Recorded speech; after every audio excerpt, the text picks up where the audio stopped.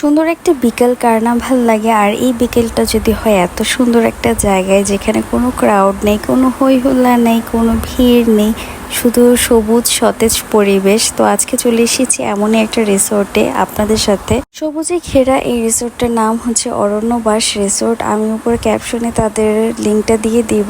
এত সুন্দর পরিবেশ, খুবই সুন্দর সবুজ সতেজে ঘেরা, গাছপালা, পুকুর, সুইমিং পুল সবই পেয়ে যাবেন আপনি একটা রিসোর্টের মধ্যে।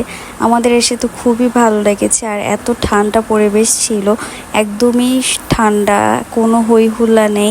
আর রিসোর্টটার মধ্যে না কেমন জানি একটা শান্তি লাগছিল, কারণ চারোমোড়া দিয়ে এত গাছগাছালি। আর এখানে বাবু বসে দোলনায় দোল খাচ্ছিল। আমি বললাম একটু ছবি তুলি তোমার।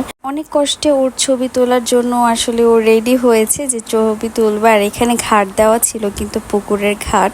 তো আমি একটু ঘুরে ঘুরে দেখছিলাম, আর পাশে ওদের রেস্টুরেন্টে চলে আসছি একটু কফি খাওয়ার জন্য, বিকেল টাইম।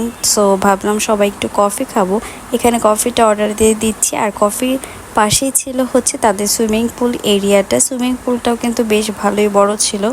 এরই মধ্যে আমাদের কফি চলে এসেছে, এখন কফিটা খাবো। আর এই যে দেখতে পাচ্ছেন সুইমিং পুল এরিয়াটা, এটা কিন্তু বেশ ভালো বড় ছিল, অনেক বড় একটা সুইমিং পুল দেওয়া আছে। আপনারা সবাই ফ্যামিলি নিয়ে আসলে কিন্তু খুব ভালো এনজয় করতে পারবেন। আর এখন আমরা কফি নিয়ে ঘুরছি আর ভিডিও করছি। বিকেল টাইমটা পুরোটা রিসোর্ট ঘুরে হাঁটাহাঁটি করছিলাম। দেন সন্ধ্যাবেলা রুমে এসে বসলাম। এখানে বাবু তার দাদার সাথে ছবি তুলছে। আসলে আব্বু ওর সাথে ছবি তোলার ট্রাই করছিল, ও একদমই স্থির থাকছিল না। আর এর মধ্যে সন্ধ্যাবেলা আমরা খাওয়া দাবার খাচ্ছিলাম, নাস্তা টুকটাক।